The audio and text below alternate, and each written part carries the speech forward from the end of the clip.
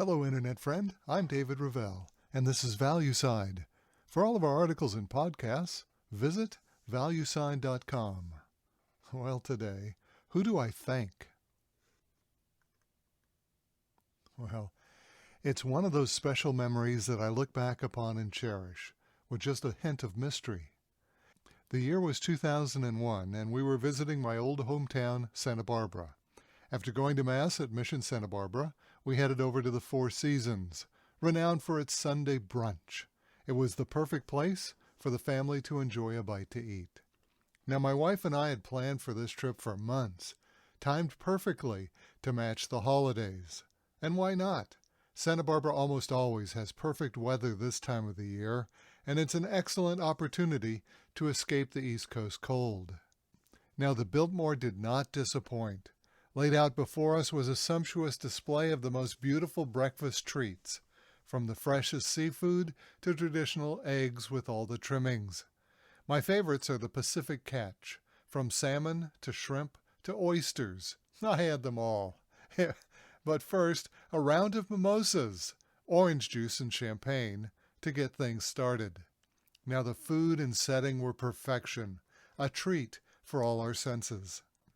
And we languished at brunch for hours, bantering back and forth, mesmerized by the sheer beauty of it all. But like all good things, this too would end, and I asked for the check. "No check," said the waitress. "Someone has already paid for your brunch." Startled, I responded, "Well, is there someone I can thank?" "Oh, no," came the reply. "They preferred to remain anonymous." I thanked the waitress for her outstanding service and asked if she could express my gratitude. "Oh, that won't be possible," she responded. "They've already left." So here I was, basking in the warm glow of one of the most outstanding moments in my life, presented entirely without cost by some generous benefactor whom I will never meet or never know. It's a mystery that has haunted me until this very day. Who was that benefactor? Was it some Hollywood A-list celebrity? Many live in the neighborhood. Or perhaps some wealthy Wall Street maven enjoying their West Coast hideaway. The possibilities were endless. It could have been one of a dozen people.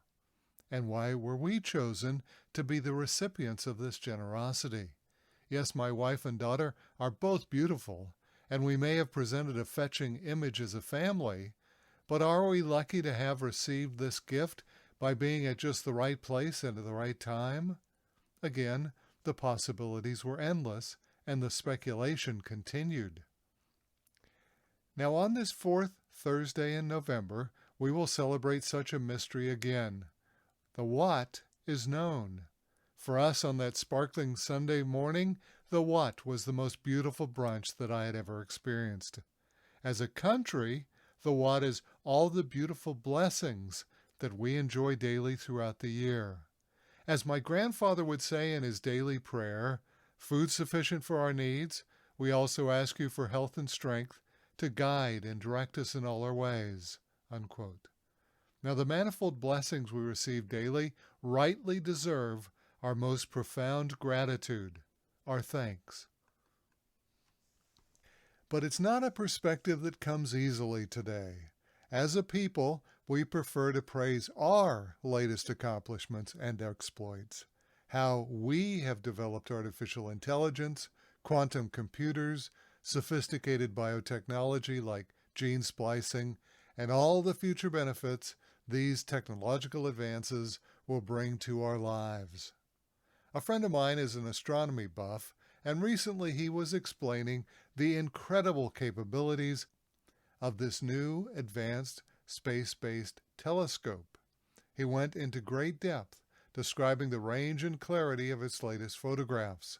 The Webb telescope reveals new, heretofore unseen stars and galaxies, some of which are thought to date back to the very beginning of time, the Big Bang. Today, we live in a time of the most incredible advances in human knowledge, each more astounding than the last. Advances in math, science, biology, and information technology continue daily. So rapid is our current progress that one person simply cannot keep up.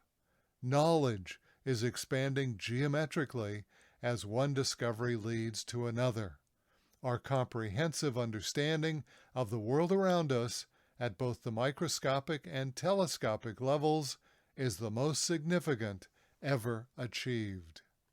Now we can detail, explain, and measure the what like never before, but ultimately we find ourselves in the same place that I was on that beautiful Sunday brunch. My question involved not the what, but the who. I thoroughly understood what had occurred. Someone had gifted our family with a wonderful brunch. But the question remained, who? Now this Thursday, for the 234th time, this nation will take the day off to give thanks.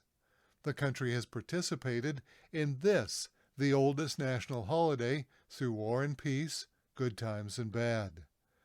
The most appropriate place to see the who, we are thinking, is the original Thanksgiving proclamation presented by our first president, George Washington. Although the language may be dated and the sentiment might seem strange, this is an excellent time to reflect on just who Washington believed we should thank. Quote, "Whereas it's the duty of all nations to acknowledge the providence of Almighty God, to obey His will, to be grateful for His benefits, to humbly implore His protection and favor, and wherefore both the House of Congress have, by their joint committee, requested me to recommend to the people of the United States a day of public thanksgiving and prayer, to be observed by acknowledging with grateful hearts the many signal favors of Almighty God, especially by affording them an opportunity peacefully to establish a form of government for their safety and happiness. Now therefore I do recommend and assign Thursday the 26th day of November next to be devoted by the people of these states to the service of that great and glorious being who is the benefactor, author of all good news that was, that is, or that will be." George Washington, Thanksgiving Proclamation, November 1789. Happy Thanksgiving, everyone.